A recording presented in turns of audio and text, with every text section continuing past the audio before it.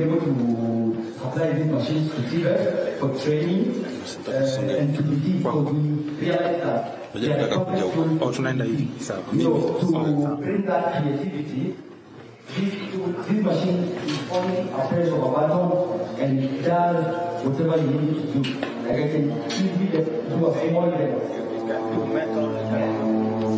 Wood, yeah. This one specifically does wood, plastics, engraving, the same with those images you've seen out there. So it's the same machine that does this. So we are. Let me ask you. Yeah. So how much of is local material? Actually, this one is based entirely on local material. This entire wood.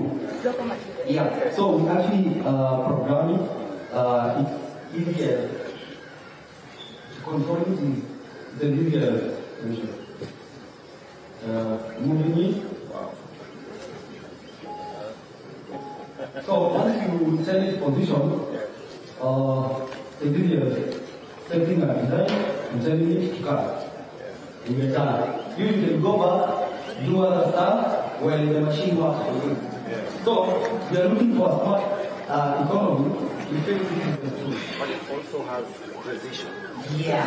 Actually, this machine is mostly for training. You have a commercial machine that does whole job. Look, yeah. Okay. Thank you so much. Thank you very much.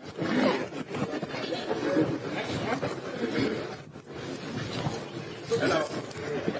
This is so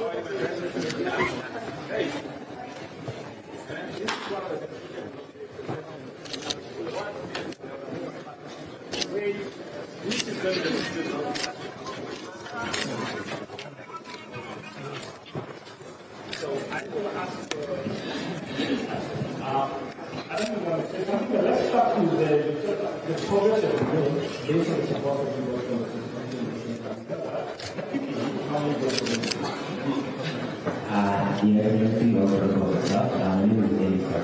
I'm from Sandra. Sandra is building a visual Google Translate for sign language. We are building communication lines between deaf people and hearing people, and we've been software and able to translate text and speech to sign language after speech. So we want to represent information on what we learned, and that comes to Kenya Translation Agency and the Ministry of Youth and Sport. We've been able to expand our country's capabilities. We invested in motion capture tools. This is the first one in East and Central and North Africa. And we use these to capture sign language data. So we work with the deaf community, they come to the office, the values, and we're able to record sign language data with like an kind of precision. Yeah, so this is a community that we work with, and we've been able to employ over 5 deaf people who help us collect sign language data. In-house, we are a team of 9. And we've proven the concept, we've expanded our concept capabilities from the funding that we received. We're able to process everything locally, and we are very grateful for the support of the Presidential Innovation Award, and I hope that this initiative keeps going on. Yeah. Yes. And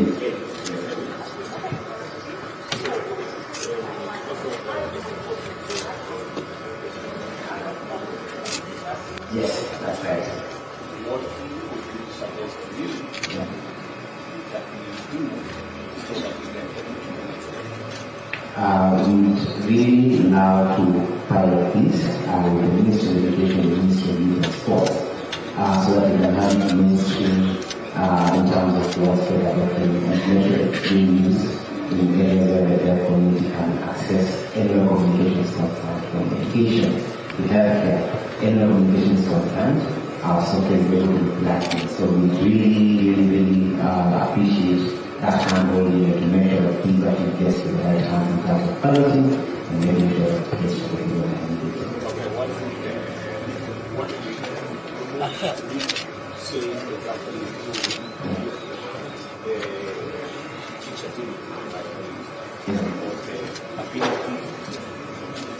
yeah.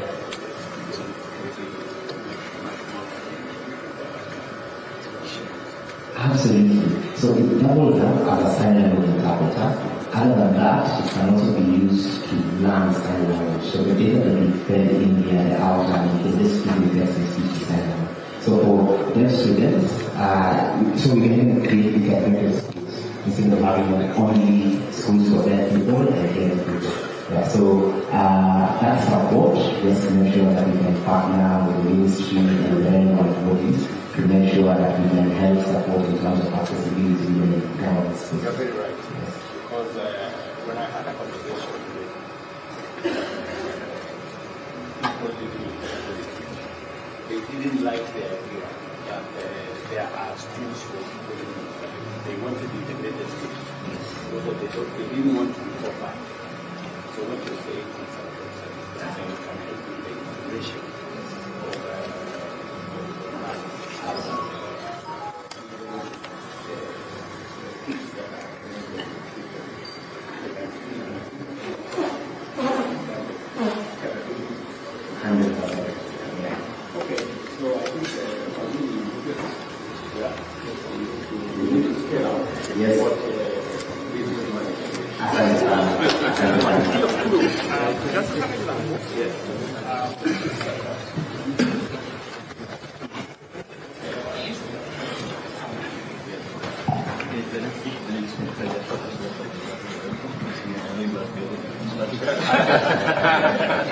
How did you know that?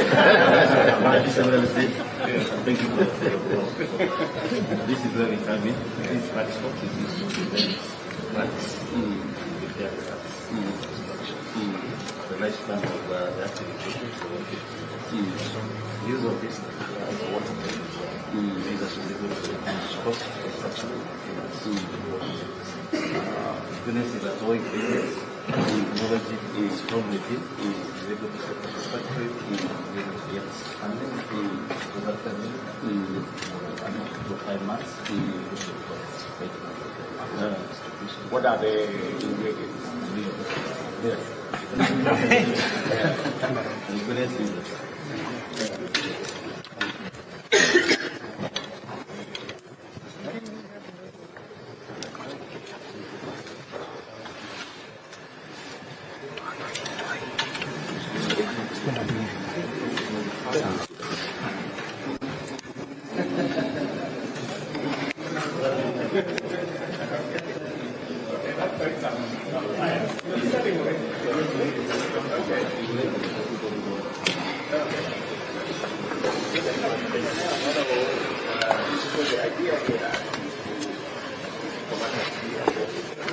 our morning.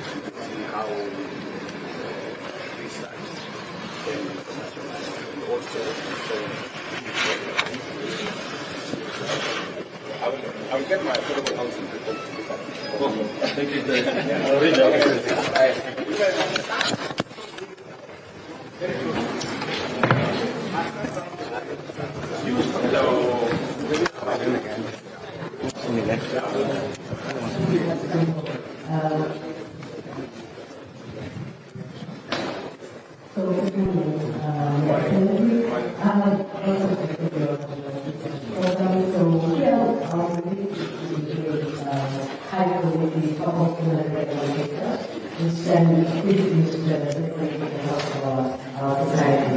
But what we showcasing here today is an invitation that we got from, one of the things that we also do is develop capacity of the public family researchers that we want to ensure that we have sustainable leadership in the research field. So to do that, we start here. We start very young. We start very small with the skills. So we realized with time that training the students in the lab is a really good but I found that it's a lot of students, so we have to ensure that we have a cycle of students coming in. But researchers are also how to do their work. So we developed this virtual reality, which is a student in the lab. So we have very high quality labs now in delivery. So what we do is we do that in the virtual reality setting, and then we go out and do the engagement with the students.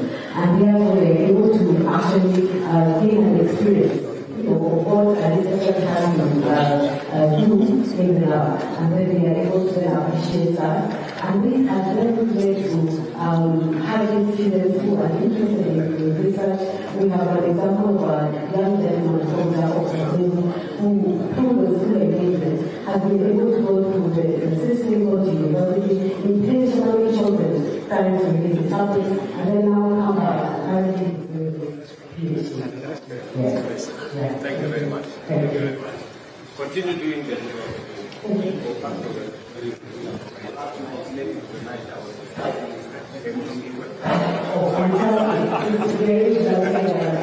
Okay, so another project we're working together with the government. Hello. How are you, my friend? Very good. 10 minutes. Good. What is this?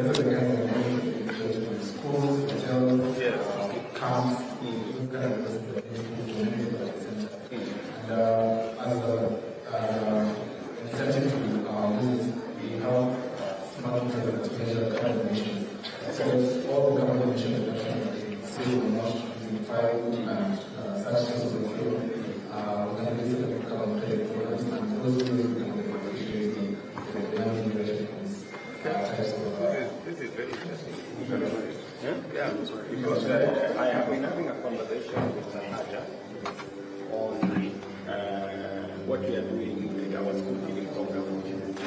And we are using briquettes, we are trying to see whether we can use gas. Maybe we can also consider this, especially if it goes all the way to carbon credits. And a lot of what we want to achieve half. So typically, we'll try one. Have you followed one? We already, yes, we can get it, but we are already schools, so it's a lot of we have hospital center, we have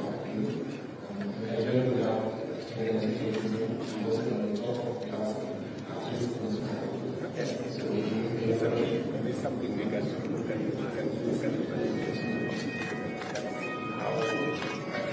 So it's an innovation of sorry, how many panels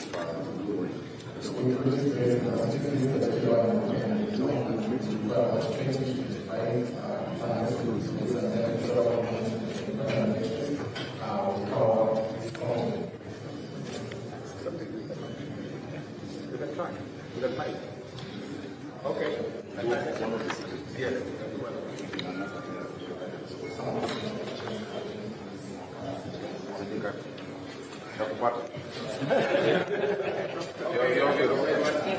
Very good.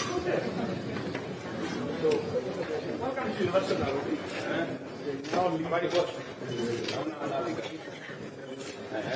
Welcome to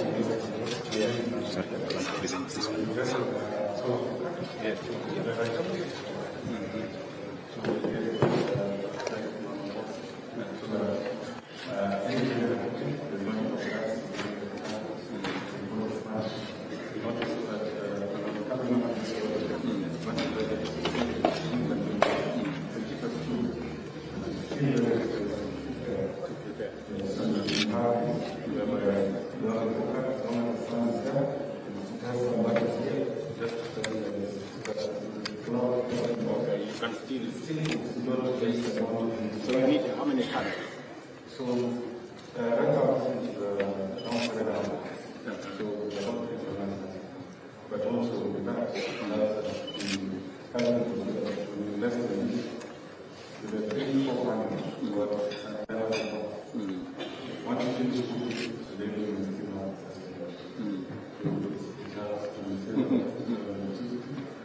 Now, Mr. Bates, you know, we are building like, initially we are building like 300 markets across Kenya. We are building like, how many markets? 20. We say instead of those using electricity, we can put up solar panels. So maybe we can also explore opportunities for your technology to work with our market infrastructure and to see whether our mammograph can use this technology. How do we need to transition this to a commercial scale? Yes, so for example, this is an example of the So this is it's much easier to use the small family, we do the coil, and we use the battery. This is much cheaper because you only need to size it. For example, for selling 1,000, that's sufficient. This one is a question. Okay, Mr. Bett. Thank you. Sorry. Very good.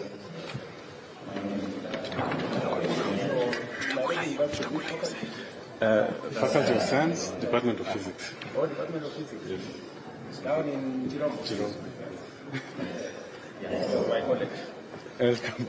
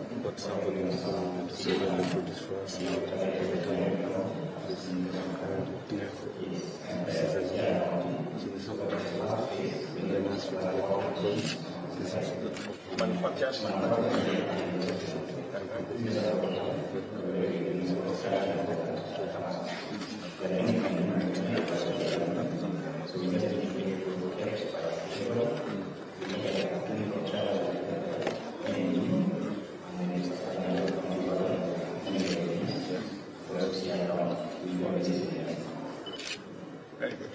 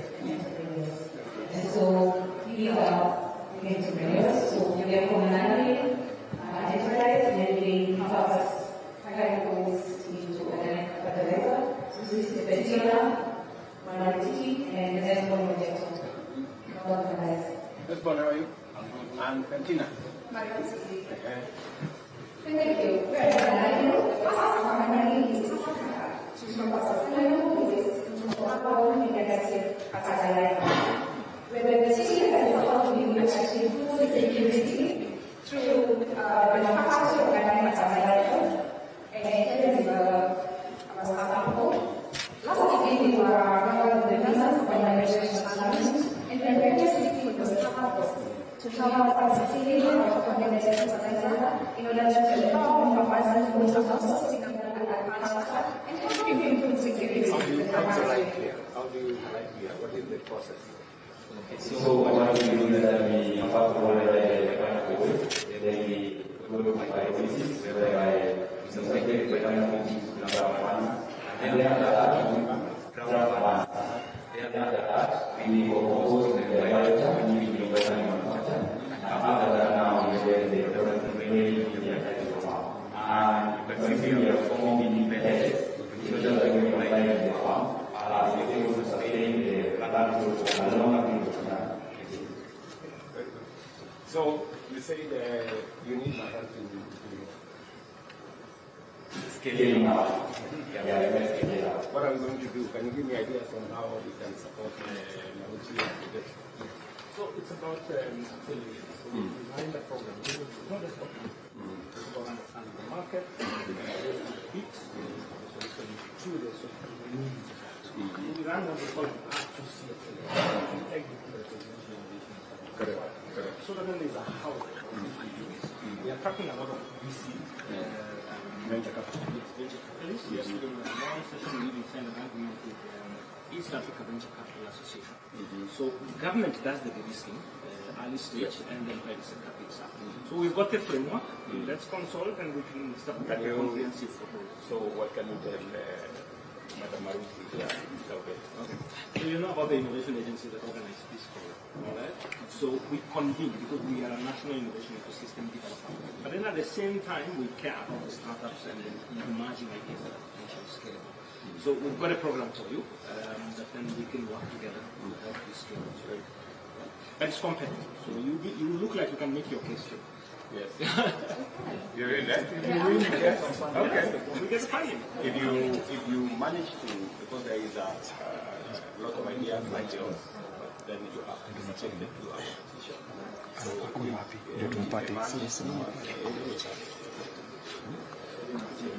then we can support you. But also we need to expand that scope. Upenduke tukiwa hapa tu.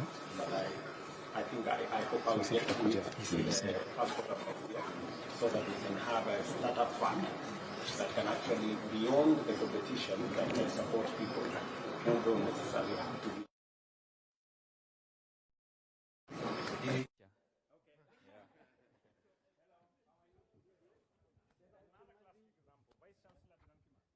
Thank you, Muzuri sana, Your Excellency. Thank you. Yeah, we are showcasing how research contributes to innovation and commercialization, and we have showcased some of the products we are doing. Leather technology is one area that is a low-hanging fruit for creation of jobs. We are working with the counties, and essentially we are planning to train all the counties. We've done 7 counties now, and these are products that we have developed in the university. Quality product development. The whole value chain. Yeah, from the tannery all the way to the final product, Your Excellency. And like this is... Professor, the biggest challenge that I see, yes, sir. that is the discussion we were having, is the recovery of the heights and skills. Yeah. Because the playing is normally a big problem. The playing, they use the wrong knives, they tear down the heights and skills, so that by the end, when you recover it, it's already in very bad condition. So there is a lot that training, we have a program. Yes, as government, so that we can make, we use up to 50% of our heights and skills. Some of it is just thrown away. Some of it is because of the playing, we lose quite a bit. And then it ends up being sold to be eaten in West Africa and other places. Yet we can get a lot more value out of it. So you're in the right space, we just need to coordinate. Yes, and now this is a fish there. Yes. Yeah, and this is matumbo. Yes. Matumbo that people use. We have patented this. Yes. It can be used to add fire. And this is also chicken meat. And through this team, we have Dr. Kanui is in charge, is the head of the data technology. We have done quite a lot in terms of capacity building, especially on quality delivery. Correct. Yeah, quality products will create more incomes, more jobs, and more growth for the country. Yeah.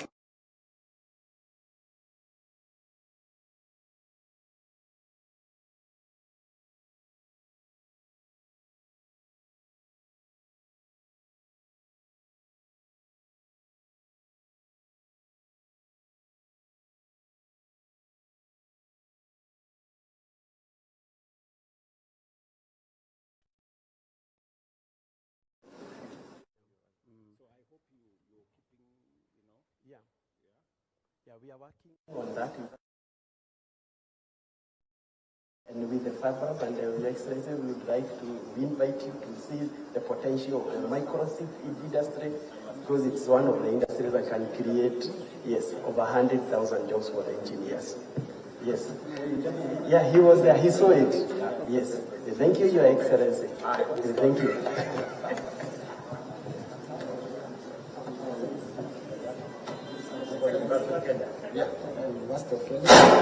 Yes, thank you for visiting the stand. These are some of the innovations by our students. Like that one, we are in support of the manufacturing sector in this country. That is a robotic arm, which has now been upgraded to tackle. All these parts have been made in the university. Really, there's really nothing important. All these were made in the university.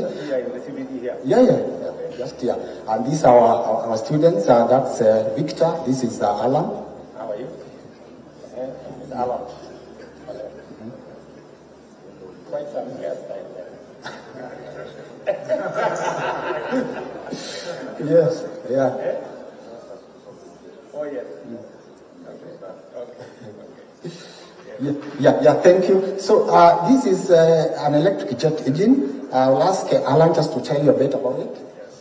Hello, Your Excellency. What I have here is my innovation, the electric jet engine, which is now the new frontier of aviation technology that I'm pursuing.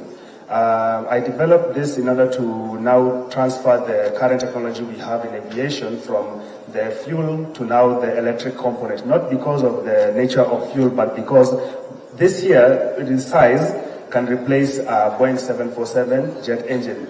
So with this size alone, you can achieve the same output capacity. Yes, it is, because it's just a frequency-dependent device, meaning so long as the switching elements are fast enough, you can go as high as possible in terms of power. But this also is not just an innovation itself, Mr. President. This is a message to the world that Kenya too, we will play the technological game. We will not sit on the sidelines and watch the outsiders, not outsiders, but the global, yes, compete alone. We too are in it as well. We will also compete with the world in their own sector and emerge also victorious in our own way. We're going to create the technologies of the future here in Kenya and market them out there. We too will also be part of the growing world. We will bring forth something that allows the world to move forward and also advance in technology. Because if you have managed to take something the size of a bus and compress it down to the size of a briefcase, what can't we do here? We can do a lot. We're going to show them that Kenya is much more than what they can imagine it to be. Yes, sir. Thank you so much. Welcome.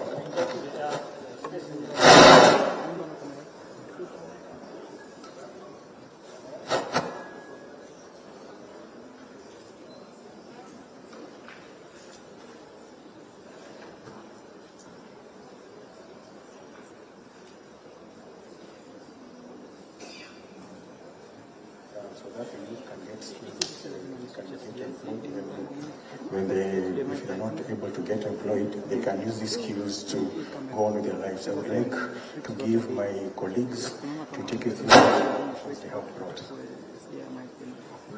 Hi, thank you. Your Excellency, I'm Melvin Acheng from Bondo Technical Training Institute. I'm fine, thank you. Okay, with me here I have a potato chopper.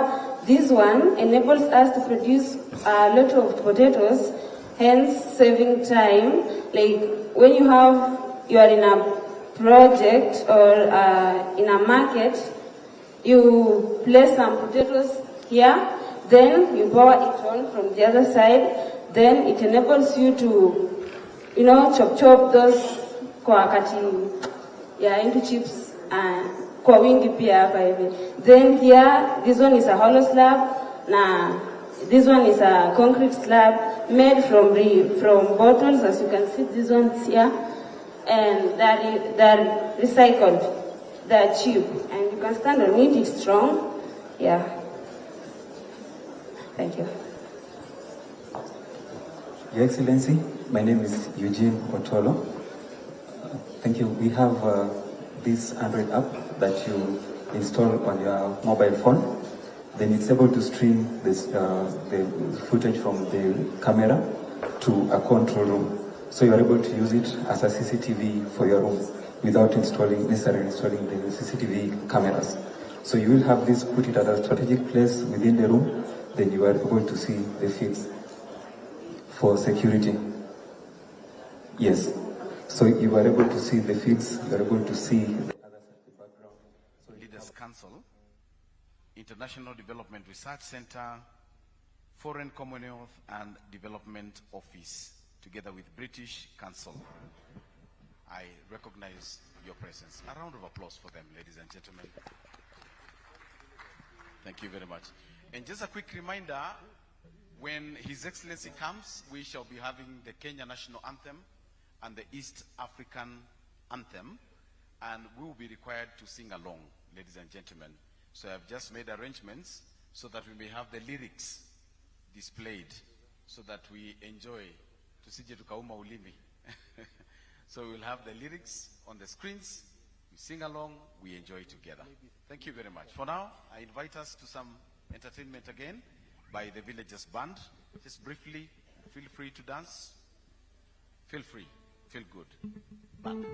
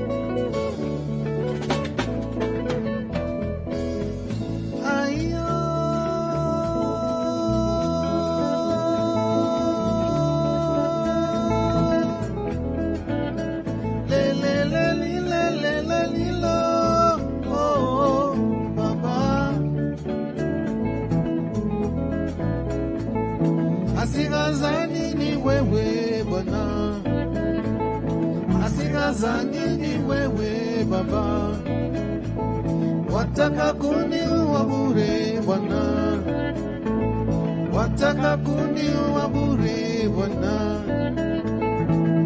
Yule si wako na mimi si wangu, chukia nini kati yangu mimi na wewe?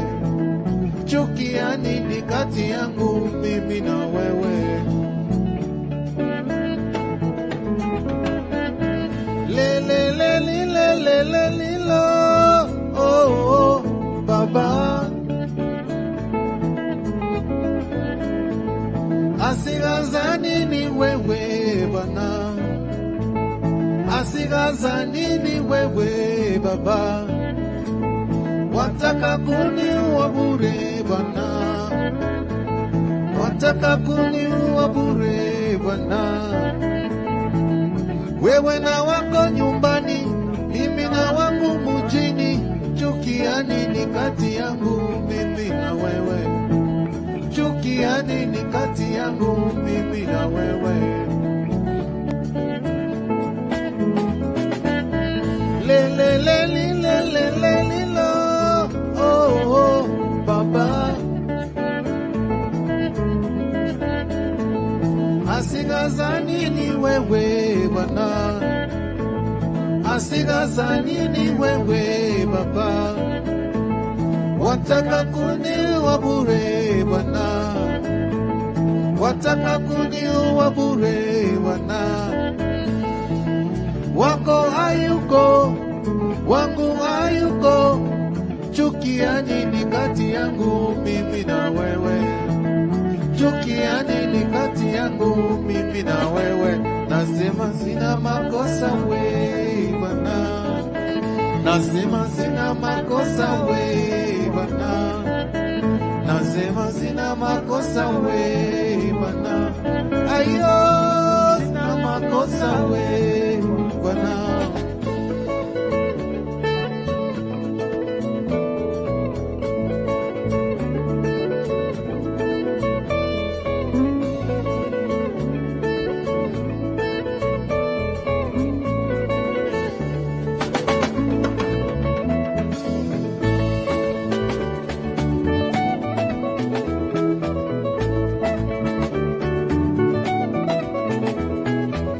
Isa, somo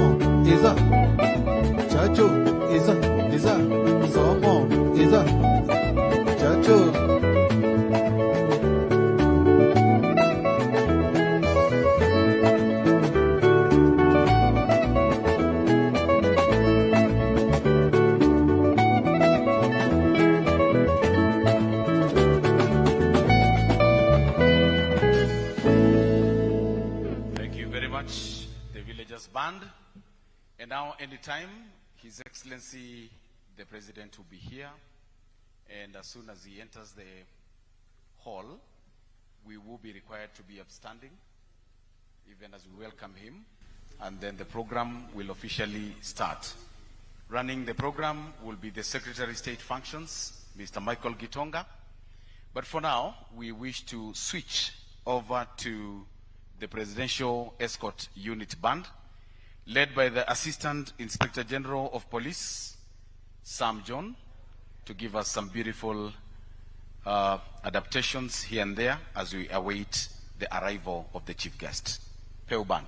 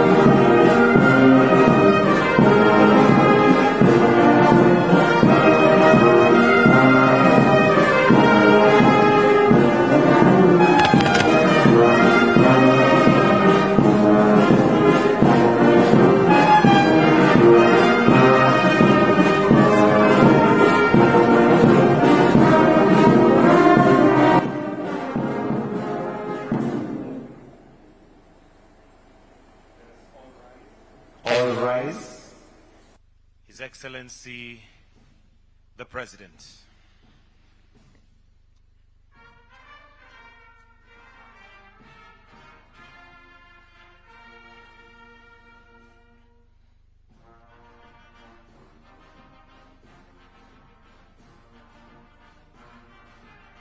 Tumkaribishe kwa makofi tafadhali. Welcome, Your Excellency.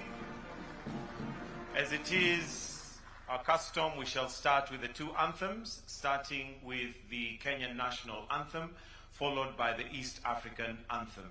I encourage us to sing along. The Kenyan National Anthem.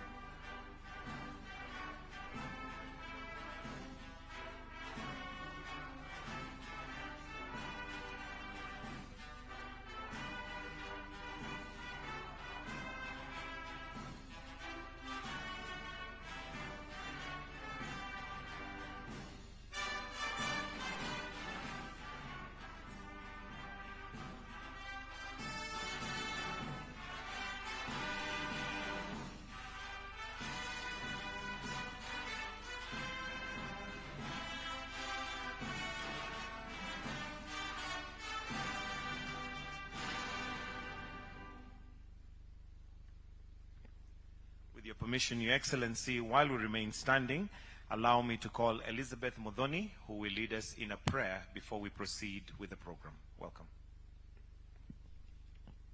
Let's pray. Almighty God, we come before you with humility and gratitude this morning. Thank you for the Kenya Innovation Week and the opportunity it brings to address critical challenges such as youth employment by bridging the gaps in innovation and funding for economic growth. We lift up His Excellency, the President, before you.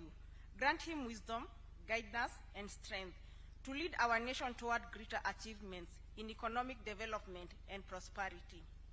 We pray for our beloved country, Kenya. May she thrive economically, and may peace and unity prevail within her borders. We also bring before you the youth of our nation, the bedrock of innovation. Bless them with wisdom, patience, resilience, and collaboration as they contribute to Kenya's progress and aspire to place our nation among global leaders. We pray and believe this in your holy name. Amen. We may now take our seats.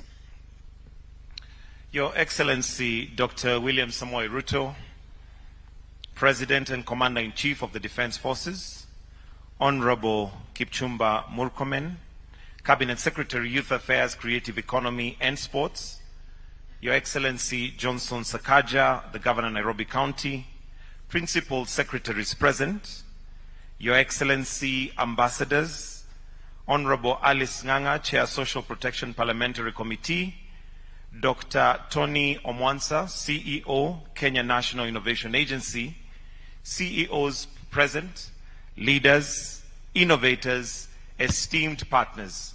Your Excellency, in the words of Steve Jobs, innovation distinguishes between a leader and a follower. So I believe what we have here are leaders.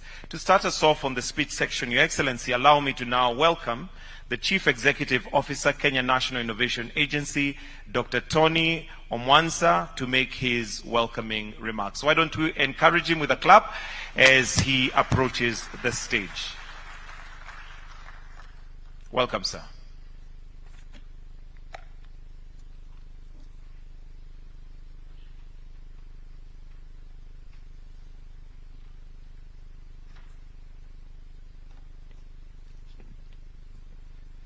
Your Excellency, sir, our Cabinet Secretaries, our PSAs, Chair of Parliamentary Committee, distinguished ladies and gentlemen, the list is long for me, and therefore I will say all protocols observed.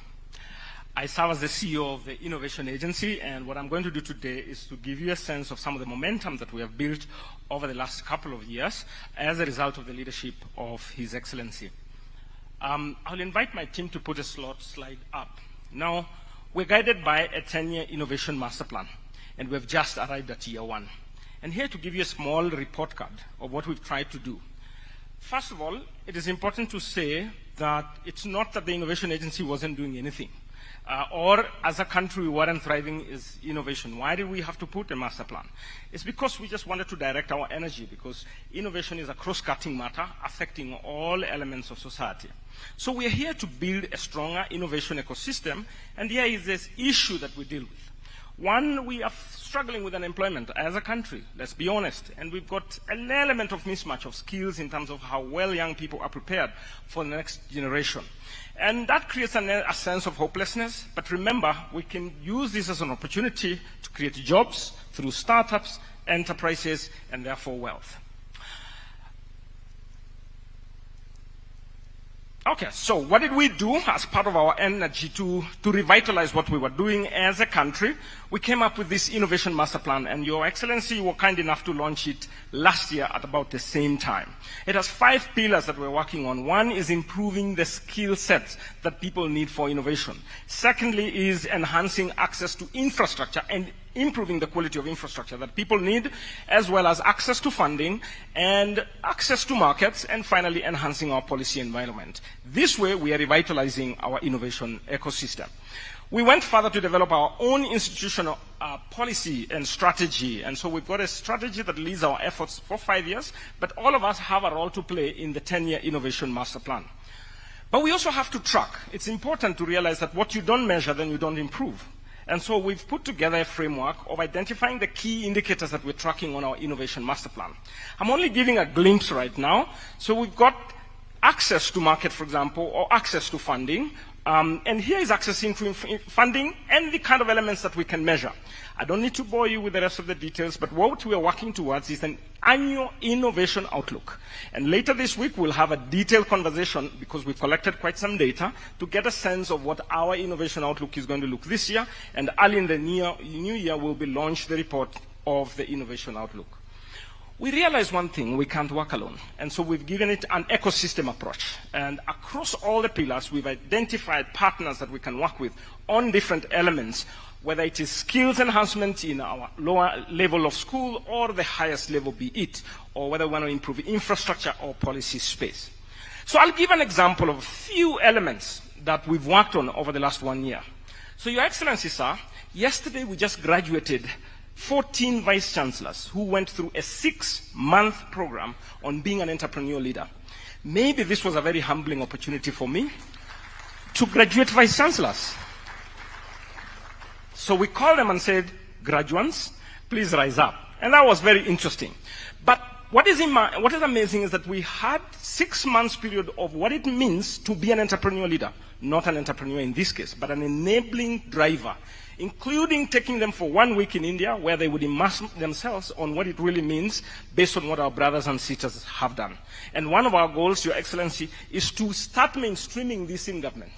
Because it makes sense to me that a head of a department in a ministry also goes through what it means to be an entrepreneurial leader and an innovative leader. The second initiative that we've worked together, we convened heads of institutions and told them, you know what, you can organize yourself into a network. We are stronger together. We compete as institutions, that's all right, but we also have an opportunity to collaborate in many, many ways. And guess what? This team of heads of institutions are now working towards a national technology transfer as a service, which will serve several institutions that are not able to put theirs together. Secondly, they are building a venture builder that will support some of the innovations that we see in our space during the exhibition.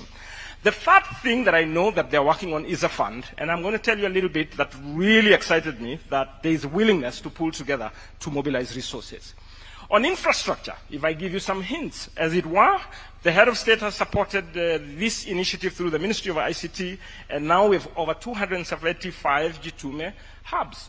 Now, as an innovation agency, we don't build the infrastructure, but we leverage the infrastructure that has been done, and we're working together to frame an innovation program that will leverage all these facilities. We have new technology transfer offices that have been set up, yes, in formative stages in 6 institutions this year, and we've got a number of incubation hubs that have also emerged from partners and local county governments.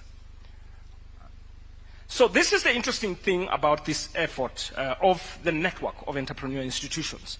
They've put together an ambitious plan to mobilize in the short term $10 million and in the longer term, 3-4 years down the road, to have $100 million, an endowment fund that is going to support the de-risking of innovative ideas that come from students and faculty. Now, those are just but examples, and we've got several initiatives that we've worked on, and they've generated significant results.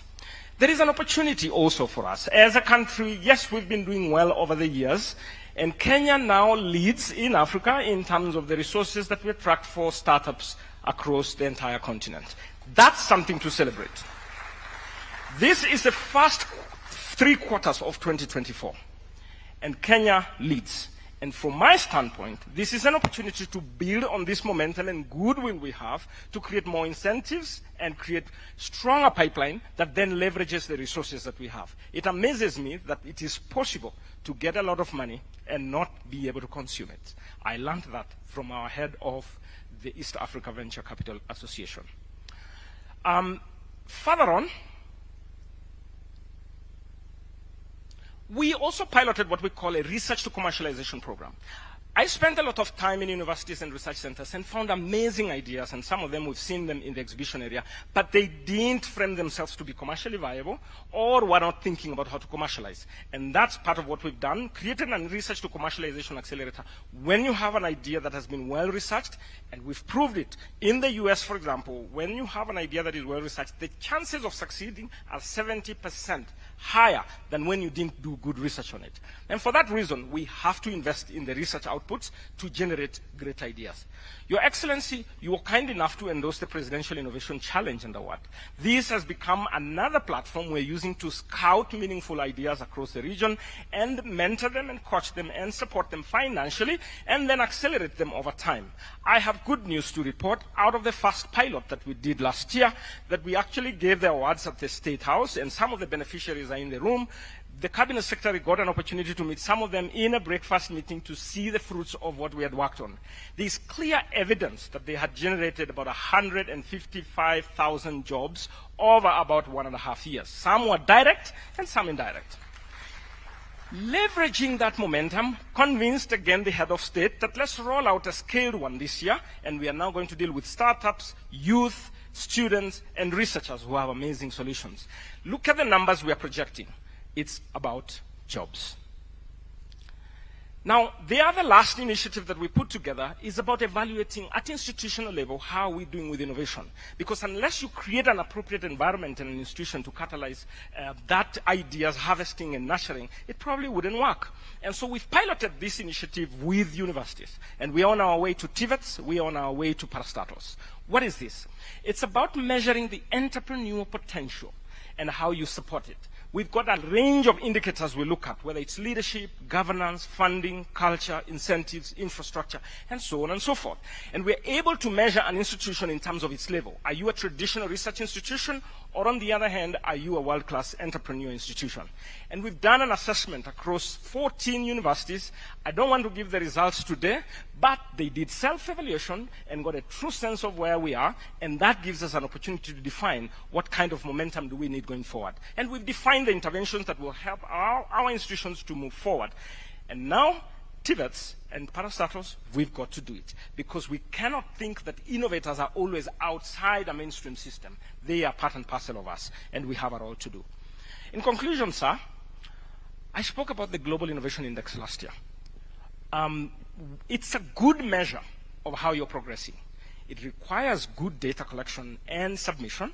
At the same time, it requires effort. Now, we've put in a lot of effort as a country, and we've moved out of effort of last 1 year, we've moved from position 100 to position 96, and that's an improvement. Maybe we should appreciate. It's good to appreciate, but see how far we are. The commitment I made to the head of state is that we want to get to top 50 before the next 10 years end.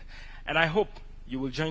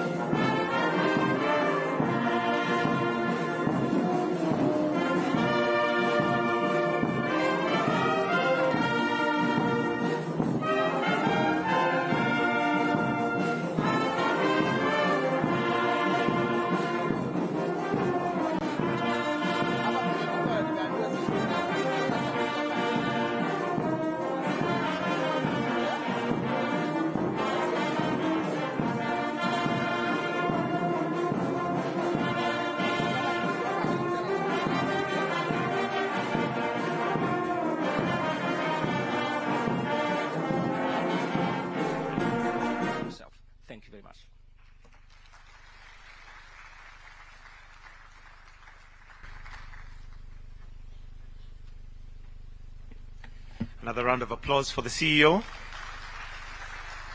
Next, Your Excellency, I would like to call one who I believe is an innovative leader, and that is the Governor, Nairobi County, His Excellency Johnson Sakaja, to come and make his remarks. Let's give him a clap. He will then, in turn, welcome the Cabinet Secretary. Welcome, sir. Thank you very much. I also believe I'm innovative. I hope that that is true. Your Excellency, our President, our CS, Kipchumba Murkomen, all protocols observed.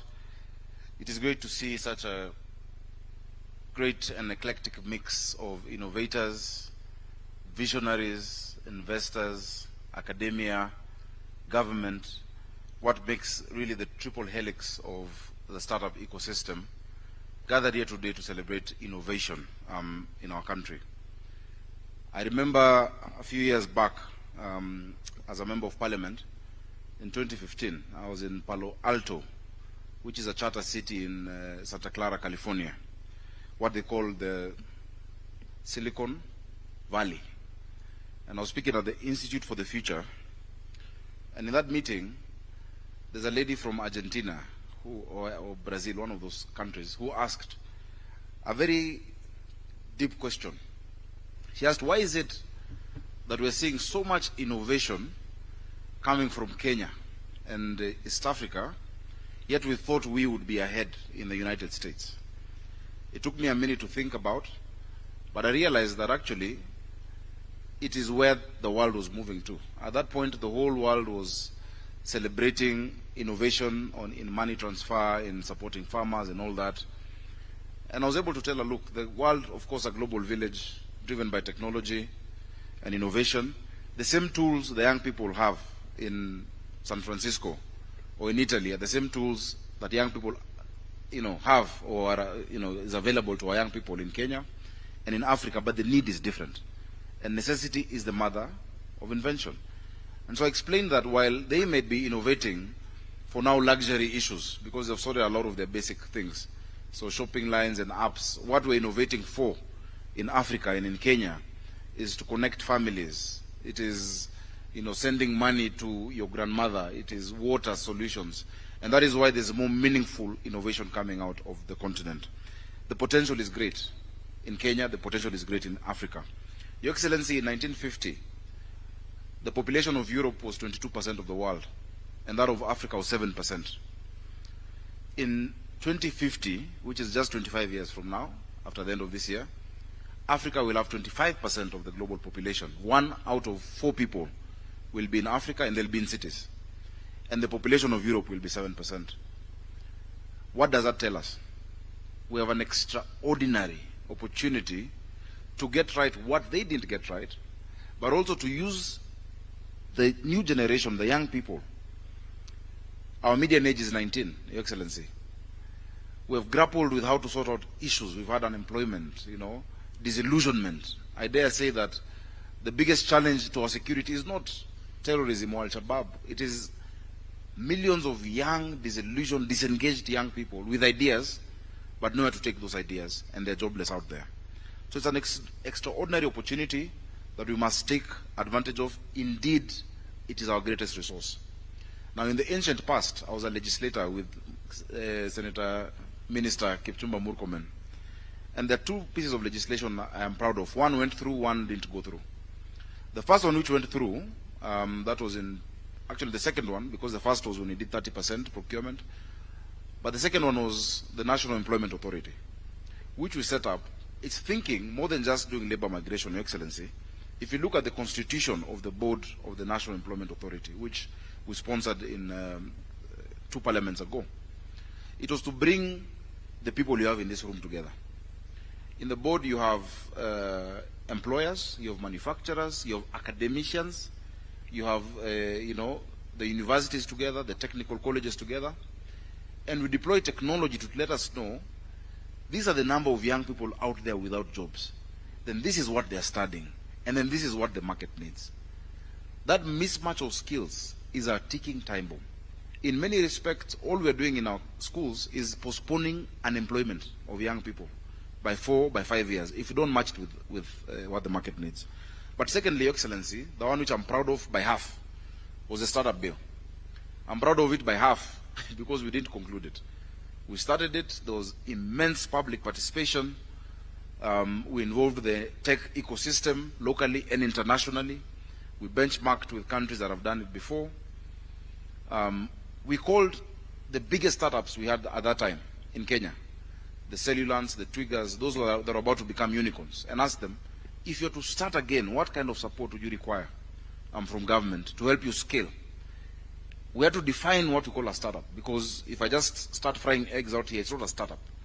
But we have to define it as rapidly scalable, tech-driven, technology-driven businesses that have the ability to capture a large, a big base of employment. It passed in the Senate that time. We really wanted to de-risk investors, this venture capitalists, and many keep streaming. Your Excellency, the other time we were with Kaufman Fellows. Many of them keep streaming into Kenya because they see the potential of our young people. There is no amount. It is good to have a fund in government, but there's no amount of money that can be budgeted through our appropriation that can fund startups more than what venture capitalists can do if we de-risk their investment. And say if this percentage of your investment can be recouped if in the first 3, 4, 5 years the company you target doesn't make it. And that was really the aim. So I hope, and my good friend Mheshimiwa Alice, and of course our CEO, that we can take it up. We started it, Your Excellency, you were directed that time under MSMEs so that we can connect them for us to move on with that legislation. If you've seen $473 million, I think, we've attracted in funding, ask yourself why and where is the limitation. We cannot reinvent the wheel. The countries that have made it because of experimenting. We've seen very many beautiful innovations there, Your Excellency. And you kept asking the same question. How do we take it up? How do we scale it up? The countries that made it in the Industrial Revolution did not perfect before they produced. They produced and perfected while producing. We must move all these ideas into production and have practical experience as we fix the wings as we fly, Your Excellency. Finally, what we intended to do, which I think is a very novel idea that the government should think about, Your Excellency, is to set up a virtual special economic zone for these scalable startups that you define from wherever they are. If they meet the threshold, that then they can create this kind of employment, they can be able to grow once supported, and once they attract that funding. You cannot put them in a physical economic zone. The day of physical economic zones is waning, it's coming to a close. But there's a young person in his bedroom in Thika with a great innovation. There's another boy in Mukuru. There's somebody in Eldoret. A virtual SEZ, Your Excellency, will rapidly change this ecosystem for the benefit of technology. So just allow me to congratulate Waziri Murkomen and the team in the ministry. We're very happy. I think since you got into the ministry, we've seen the energy and the vibrance. I don't know whether it is because you're a former senator or because you're young, but one of the two. You're doing an amazing job in that space. Please count on us. I think the connection that is left is with the county governments. A lot of the innovations you've showcased there were the customers. You've shown us solutions in our markets, which we're solarizing. If you can help our mothers and sisters and men be able to use that for clean cooking. I've seen an innovation on a boiler that is driven by solar. Today, Your Excellency, the young people of Nairobi are very happy through the innovation. This technology, NFC device, tap to it, is feeding 316,000 children every day in our primary schools in Nairobi. That is technology that is homegrown, home-built, and practical. So let's move to that level together. Your Excellency, without further ado, and I'm very proud as the governor of Nairobi, the capital of Africa's Silicon Savannah, to host this Innovation Week. Congratulations to Waziri, and it's my great honor and pleasure to welcome my brother Murkomen to address us. Karibu sana. Let's clap for him as he comes on stage.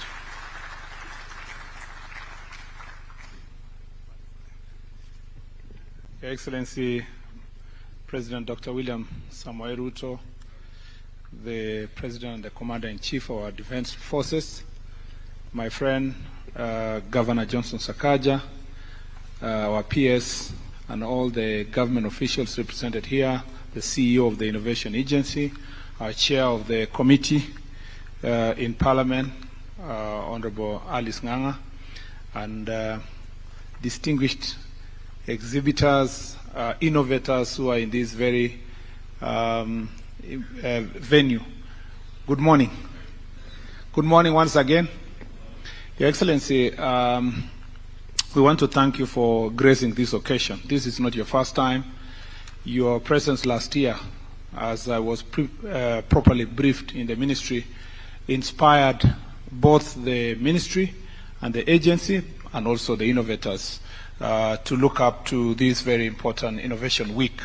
And therefore, having you here is a great pleasure for us, especially because we know your schedule is very busy. It's also a commitment of your, it's a measure of your commitment towards young people and the desire to make sure that we have greater innovation in our country. As a matter of fact, Your Excellency, this function was only possible because of your policy, that you made it clear that the sports fund is going to be directed to focus on sports, but also on matters that are related to youth and youth empowerment and social empowerment of our youth. And as a result, Your Excellency, we have partnered with the Innovation Agency to make sure that this day is a success. Your Excellency, the work which was done last year had the benefit of meeting the exhibitors who won the challenge, the presidential challenge last year. And they are providing solution in very important areas of agriculture, equality, trying to foster equality by making sure that differently enabled Kenyans are able to get opportunity to participate in national development and to do their daily duties by being assisted using the modern technology. Your Excellency, we all know that tangible property is limited, but intangible property, and in this case intellectual property, is unlimited. And we also know that, like Honorable Sakaja said, the same brain that somebody has in San Francisco is the same brain that a Kenyan has here. What they only need is an opportunity, is to be harnessed, is to be assisted. If you remember, Your Excellency, those of us who went through Science Congress in high school, you know that many young people every year in this country are coming up with different ideas across the country. We also know in the university there are so many young people who are involved in thinking and creating new ideas. Unfortunately, most of these ideas are gathering dust in different libraries in the universities and research offices. And Your Excellency, Innovation Agency is the catalyst. It is the institution that is going to be able to move this research and innovations from shelves, from gathering dust, to actually creating jobs and creating wealth for our country. And if we remind ourselves here, some of the richest young people in the world were actually helped, or they were able to harness their ideas when they were in the university. If you think about Mark Zuckerberg, and he came here a few years ago, one of the richest people in the world, at 23, he was already establishing Facebook. All of us are competing. I usually challenge the young people that instead of using Facebook, Twitter, and social media to engage in hatred, to engage in, so unnecessary wars and so forth, just think who came up with this idea and how much money is this person making? And what can I do with my idea to use this platform to either market my idea or create something that can compete or is similar to what has been done and become that one richest person in the world? There is an opportunity for us to do so. And to do so, Your Excellency, in my earlier years as a teacher in the university, one of the subjects I really liked is intellectual property. Countries that have actually been able to grow have been proper protectors of intellectual property. Most of this research, if it's not patented, if it's not given trademark, if it's not copyrighted, if it is, we don't give geographical indications, may not have the potential to really attract venture capitalists. And so the best thing we must be able to do, because it's a whole government approach, is to make sure that our intellectual property regime is properly protecting ideas. 2 weeks or 3 weeks ago, I was privileged to, again, through the Innovation Agency, to oversee a process or launch a process that is towards finally having a national policy on intellectual property. And once we have that policy, we'll be able to then convince many investors in the world to come and buy the ideas that our people are having. The last thing, Your Excellency, is that as a teacher again in the university in the past, I think it's an embarrassment that our universities are struggling to raise money. In fact, I had some of the suggestions being given to universities like Egerton, Nairobi University, Moi University, and others that they should do something to make money. Most of them are only focusing on they should lease their land to do farming. Your Excellency, universities all over the world is the center for innovation, and the relationship between the university and industry is able to make many universities in the world raise such amount of money that they do not need any funding from the government. Your Excellency, if we properly, and I am glad that the Innovation Agency has said that we are graduating our professors afresh, so that Your Excellency, and with all due respect, because they taught all of us, with all due respect, we need to reorient our minds towards making sure that the university becomes what it ought to be. Instead of theory, they go to research, to go to development, and we put in place the funding, and they can attract private funding to make sure that they raise enough money to run their programs. This is actually, I was expecting my colleague for education, but he was involved in another assignment. But some of the discussions we've had with him is that this is the area that really we need to invest in.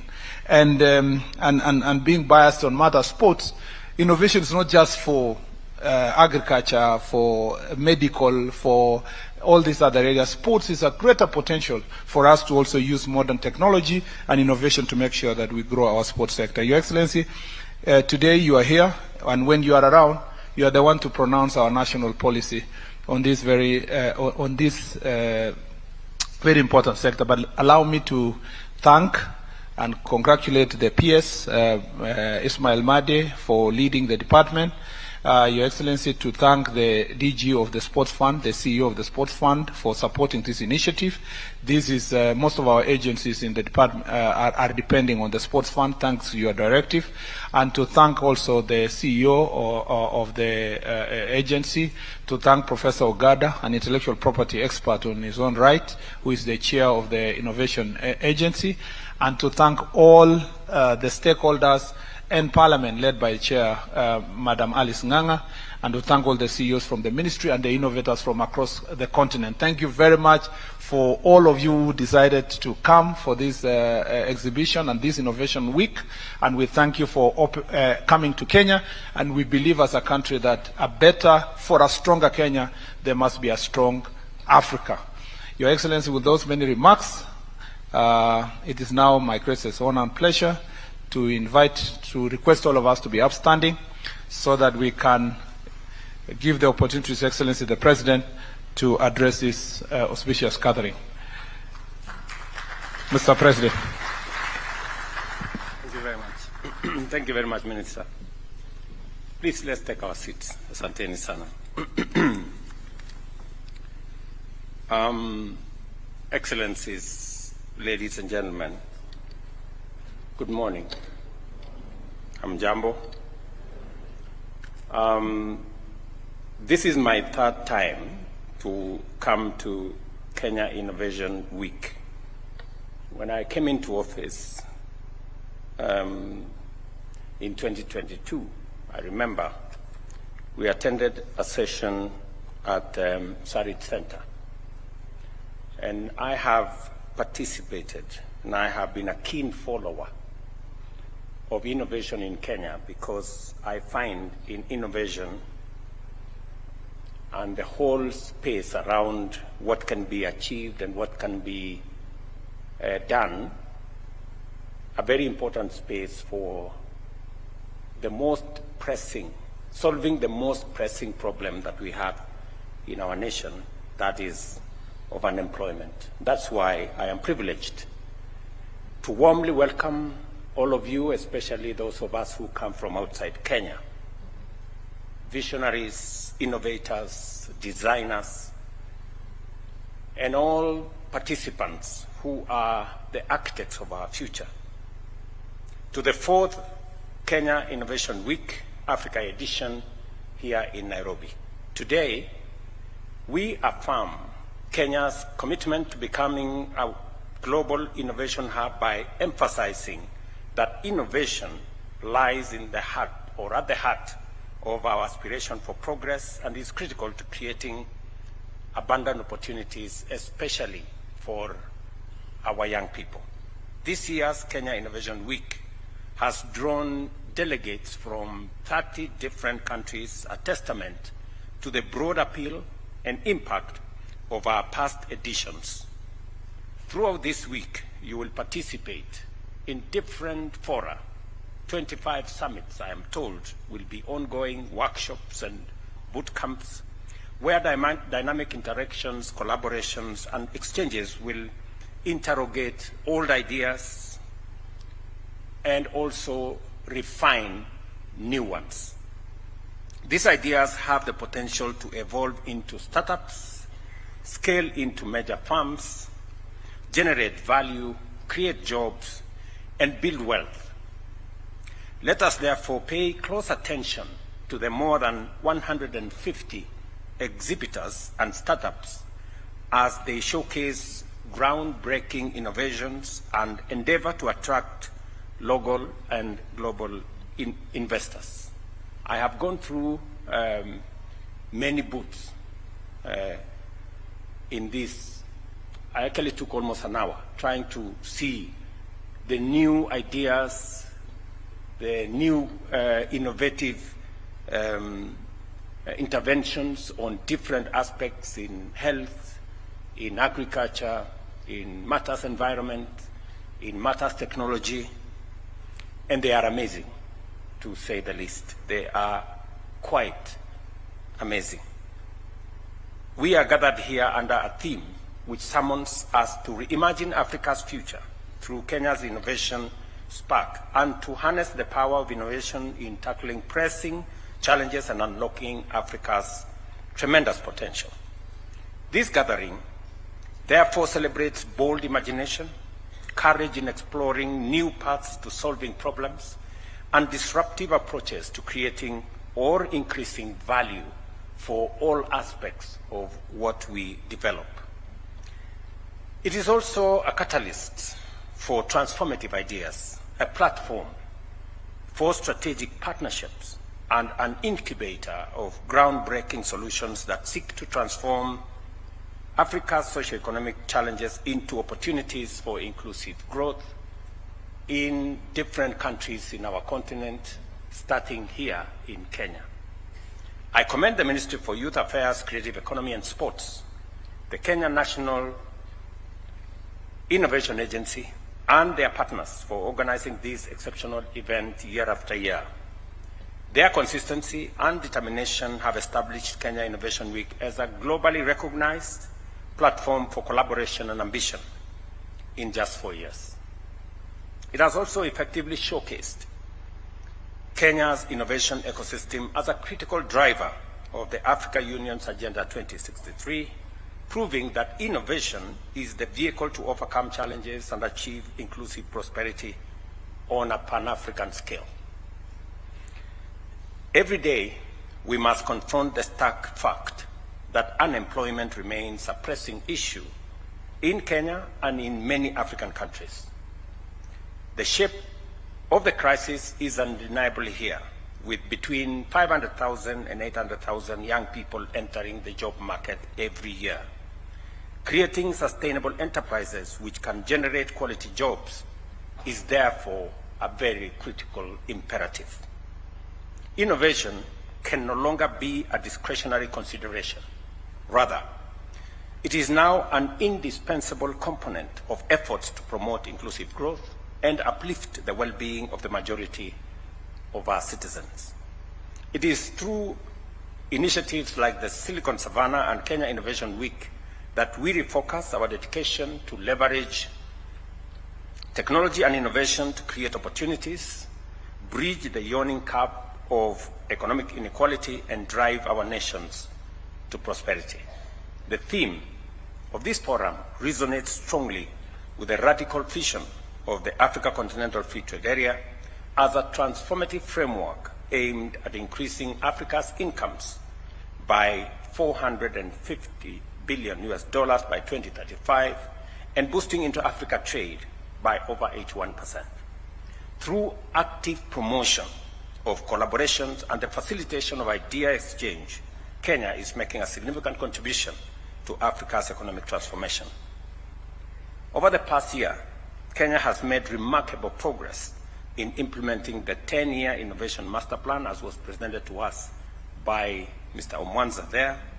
Initiatives like the Research to Commercialization Accelerator have supported 18 enterprises and raised over 100 million Kenya shillings. Likewise, the Kenya Network of Entrepreneurial Institutions has empowered university leaders to drive entrepreneurial transformation.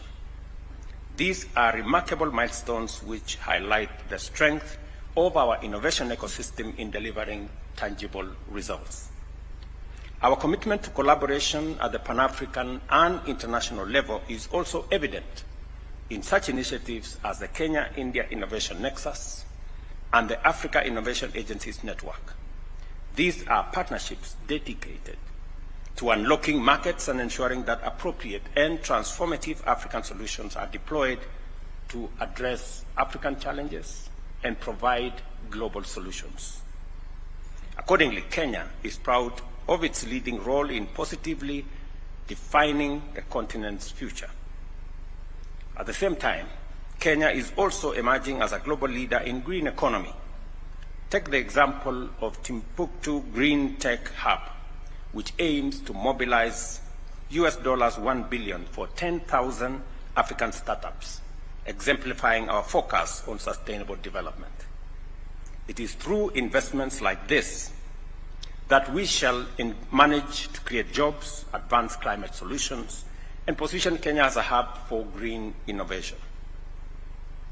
I firmly associate myself with the proposition that a vibrant innovation ecosystem depends on our capacity to identify and develop strong tech talent and innovative skills, support university-led research, and anchor robust linkages between industry and education institutions. For this reason, we have committed to expand the provision of entrepreneurial training, enhance support for university spin-offs, and strengthen institutional frameworks like the Startup Bill and the National Intellectual Property Policy. I'm very happy that the Minister has spoken to both issues, and it is very interesting that this space is growing rapidly. Last year, we had the Commonwealth Week that joined us. This year, we have expanding it to different African countries. And I want to confirm that my commitment to this endeavor from the first time I attended the Innovation Week in 2022, immediately I took over office, I can see with clarity where this is going. And I want to confirm that the government of Kenya will continuously support innovation.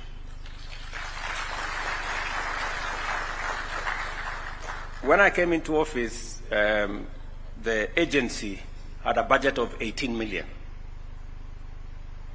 In our second year, I think we moved the budget to 120 million. This year, government has supported the agency with 200 million. Because of the centrality and the importance of innovation and the opportunities it can create and the leverage it can bring into startup resources and venture capital, that Kenya is now a leading destination for global venture capital. It is important that we harness the opportunity in this space as part of our plan of making sure that we create adequate, high-quality jobs for the young people of our nation.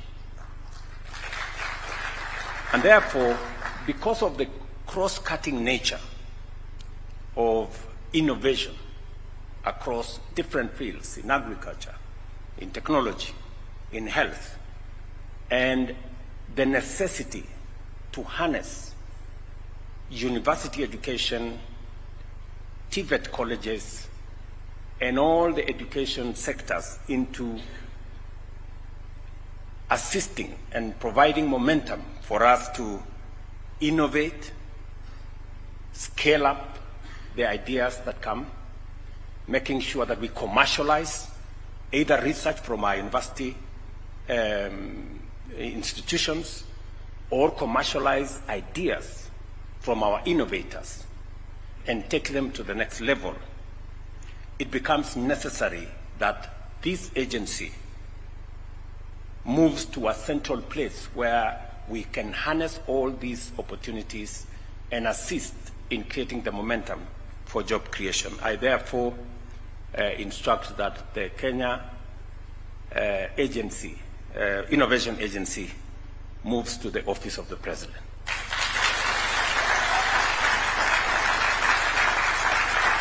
And secondly, because I have also seen how this can also assist us in dealing with the challenge of unemployment, because it is easy for us to glorify unemployment. It is easy for leaders to stand on podia and talk about our unemployment numbers. But it takes concrete decisions and policy frameworks to create jobs.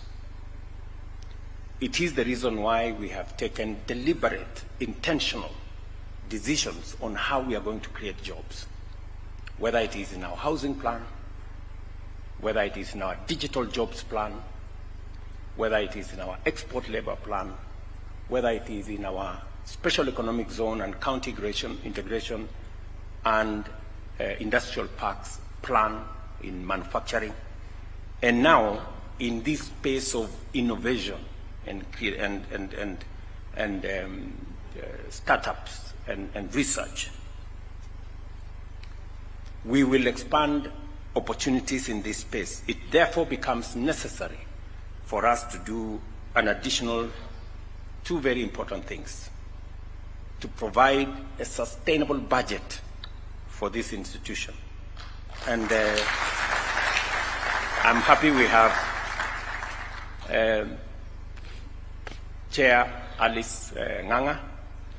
Please, going into the future, we must have a clear, determinate budget. And I'm going to be proposing to Parliament 500 million for Kenya Innovation Agency and R1 billion shillings for startup fund, so that we can be able to provide the resources to de-risk some of the venture capital that is coming into Kenya. And we can then be able to move more, because at the moment we are unable to move as many ideas into commercialization because of the limited resources that are available in that space. I know we are using the competition around the presidential challenge to support startups, but I think we should be able to move more ideas into practical, because they offer practical solutions to some of the challenges that we have, whether it is in matters health, whether it is in matters agriculture, or in matters security. We should be able to move more of those ideas. And the wealth of knowledge, creativity, and innovation in the young people of Kenya is demonstrable. If you go out here and you see what they are doing from TVETs, from universities, from different other institutions, it is clear that we have a wealth of talent.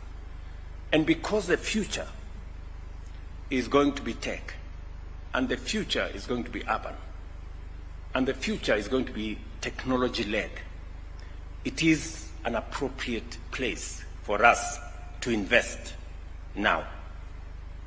I've just got a report that 3 Kenyan university students from Masinde Muliro who have participated and won awards in the Intercontinental High Technology Innovation Championships at St. Petersburg in Russia. And the awards they won are global awards, demonstrating that we have what it takes. I must commend Masinde Muliro for this achievement. Congratulations. And I'm told they won awards in the medical digital transfer technology field, an innovation in engineering technology, and one in network systems, in network and systems administration. This is just a glimpse of the wealth and the pool of creativity and innovation that is available coming from our university. And therefore, becomes necessary that we nurture and we build an ecosystem that supports this. And it is the reason why I have been following this innovation space very keenly from 2022. And I want to promise, Omwanza here asked us to raise up our hands, those who will support him. I am one of them, Mr. Omwanza. So,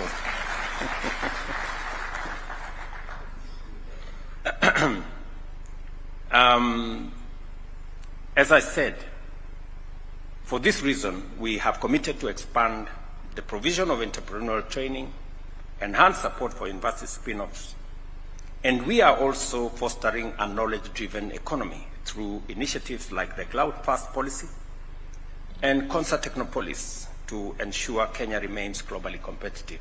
On Monday,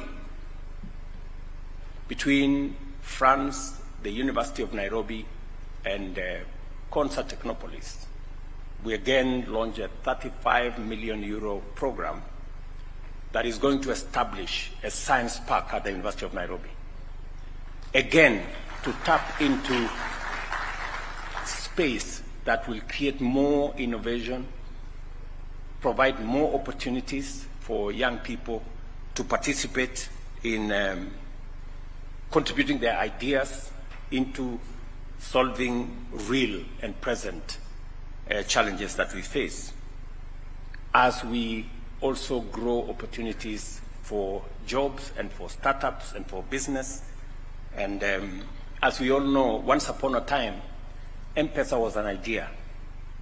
Today, it is the largest mobile transfer ecosystem in our continent and maybe globally. So there are many more that are incubating in our universities, and we need to provide pathways for those ideas to become reality and to help us solve our problems as we create opportunities for our young people. Let me also confirm that the Presidential Innovation Challenge signifies the strength of our commitment to empower young innovators. Last year, for example, 30 awardees created more than 300 jobs in 8 months. Tuwapige makofi jameni. When I met them, they looked like very simple people, but they are amazing in what they can achieve. Building on that promising achievement, this year's challenge has been enhanced to include categories of youth, startups, students, and researchers, while its response fund has been doubled to adequately cover increased requirement for mentorship and for funding. Through these decisive measures, we are working hard to steadily improve our rankings in the Global Innovation Index. As we do so, I call on all stakeholders, those in government, private sector, higher education, and development partners, to remain steadfast in collaboration and intensify efforts to promote innovation. Together, we can build an innovation ecosystem that positions Kenya as a leading job creation destination, investment attraction, and sustainable growth. By leveraging innovation, Kenya can contribute significantly to Africa's development. This is precisely what the Kenya Innovation Week is intended to achieve, in addition to being a forum to showcase achievement and ambition. It is also a platform for us to forge collaborations that will accelerate the conversion of ideas into value. Let us commit together to reimagine Africa's future and build a legacy of innovation, inclusion, and opportunity. I want to wish you a great week ahead. as you participate in the different workshops and summits and boot camps, and take this opportunity to declare the Kenya Innovation Week officially opened. Thank you very much. God bless you, and God bless our country and continent. Asanteni sana.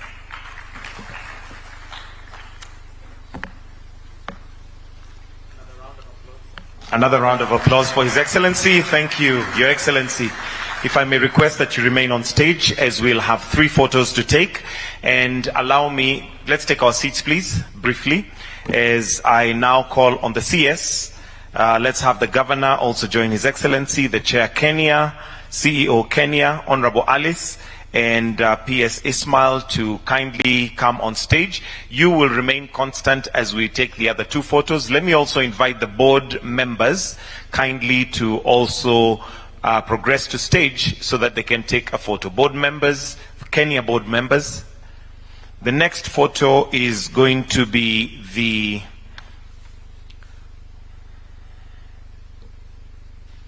management. So if we can have the management to also be proceeding to the front as we finish this, we'll have the board members sit, but management kindly approach so that you will join. Let the board members, you can take your seats except the chair, the CEO can remain. Management. And the last photo is going to be strategic partners. And allow me, because I know all of us are in one way or the other partners, allow me to just mention the partners that would like to be approaching the stage now. We'll have a representative from Sports Fund, Huawei, Nail Council, IDRC, and FCDO. A representative from Sports Fund, Huawei, Nail Council, IDRC, and FCDO. We may exit and have now the strategic partners to join on stage. I'll repeat: Sports Fund, Huawei, Nail Council, IDRC, and FCDO.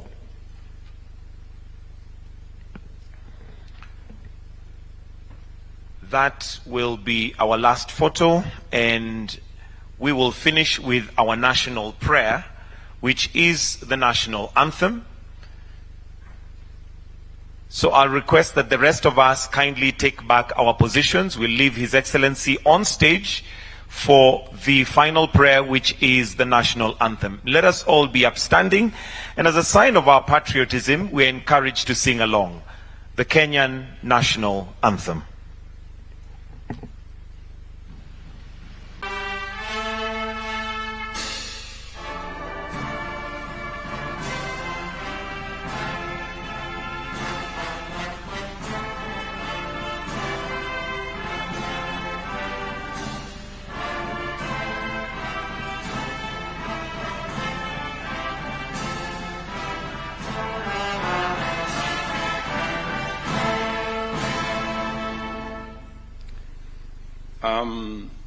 Excellencies, ladies and gentlemen, good morning. I'm Jambo. This is my 3rd time to come to Kenya Innovation Week. When I came into office in 2022, I remember we attended a session at Sarit Center. And I have participated, and I have been a keen follower of innovation in Kenya, because I find in innovation and the whole space around what can be achieved and what can be done a very important space for the most pressing, solving the most pressing problem that we have in our nation, that is of unemployment. That's why I am privileged to warmly welcome all of you, especially those of us who come from outside Kenya. Visionaries, innovators, designers, and all participants who are the architects of our future. To the 4th Kenya Innovation Week Africa edition here in Nairobi. Today, we affirm Kenya's commitment to becoming a global innovation hub by emphasizing that innovation lies in the heart, or at the heart, of our aspiration for progress and is critical to creating abundant opportunities, especially for our young people. This year's Kenya Innovation Week has drawn delegates from 30 different countries, a testament to the broad appeal and impact of our past editions. Throughout this week, you will participate in different fora. 25 summits, I am told, will be ongoing workshops and boot camps where dynamic interactions, collaborations, and exchanges will interrogate old ideas and also refine new ones. These ideas have the potential to evolve into startups, scale into major firms, generate value, create jobs, and build wealth.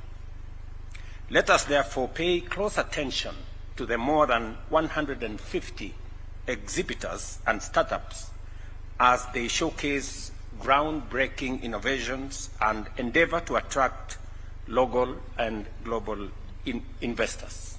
I have gone through many booths in this. I actually took almost an hour trying to see the new ideas, the new innovative interventions on different aspects in health, in agriculture, in matters environment, in matters technology, and they are amazing, to say the least. They are quite amazing. We are gathered here under a theme which summons us to reimagine Africa's future through Kenya's Innovation Spark and to harness the power of innovation in tackling pressing challenges and unlocking Africa's tremendous potential. This gathering therefore celebrates bold imagination, courage in exploring new paths to solving problems, and disruptive approaches to creating or increasing value for all aspects of what we develop. It is also a catalyst for transformative ideas, a platform for strategic partnerships, and an incubator of groundbreaking solutions that seek to transform Africa's socioeconomic challenges into opportunities for inclusive growth in different countries in our continent, starting here in Kenya. I commend the Ministry for Youth Affairs, Creative Economy and Sports, the Kenya National Innovation Agency, and their partners for organizing this exceptional event year after year. Their consistency and determination have established Kenya Innovation Week as a globally recognized platform for collaboration and ambition in just 4 years. It has also effectively showcased Kenya's innovation ecosystem as a critical driver of the Africa Union's Agenda 2063, proving that innovation is the vehicle to overcome challenges and achieve inclusive prosperity on a Pan-African scale. Every day, we must confront the stark fact that unemployment remains a pressing issue in Kenya and in many African countries. The shape of the crisis is undeniably here, with between 500,000 and 800,000 young people entering the job market every year. Creating sustainable enterprises which can generate quality jobs is therefore a very critical imperative. Innovation can no longer be a discretionary consideration. Rather, it is now an indispensable component of efforts to promote inclusive growth and uplift the well-being of the majority of our citizens. It is through initiatives like the Silicon Savannah and Kenya Innovation Week that we refocus our dedication to leverage technology and innovation to create opportunities, bridge the yawning gap of economic inequality, and drive our nations to prosperity. The theme of this forum resonates strongly with the radical vision of the Africa Continental Free Trade Area as a transformative framework aimed at increasing Africa's incomes by $450 billion by 2035 and boosting inter-Africa trade by over 81%. Through active promotion of collaborations and the facilitation of idea exchange, Kenya is making a significant contribution to Africa's economic transformation. Over the past year, Kenya has made remarkable progress in implementing the 10-year Innovation Master Plan, as was presented to us by Mr. Omwanza there. Initiatives like the Research to Commercialization Accelerator have supported 18 enterprises and raised over 100 million Kenya shillings. Likewise, the Kenya Network of Entrepreneurial Institutions has empowered university leaders to drive entrepreneurial transformation. These are remarkable milestones which highlight the strength of our innovation ecosystem in delivering tangible results. Our commitment to collaboration at the Pan-African and international level is also evident in such initiatives as the Kenya-India Innovation Nexus and the Africa Innovation Agencies Network. These are partnerships dedicated to unlocking markets and ensuring that appropriate and transformative African solutions are deployed to address African challenges and provide global solutions. Accordingly, Kenya is proud of its leading role in positively defining the continent's future. At the same time, Kenya is also emerging as a global leader in green economy. Take the example of Timbuktu Green Tech Hub, which aims to mobilize $1 billion for 10,000 African startups, exemplifying our focus on sustainable development. It is through investments like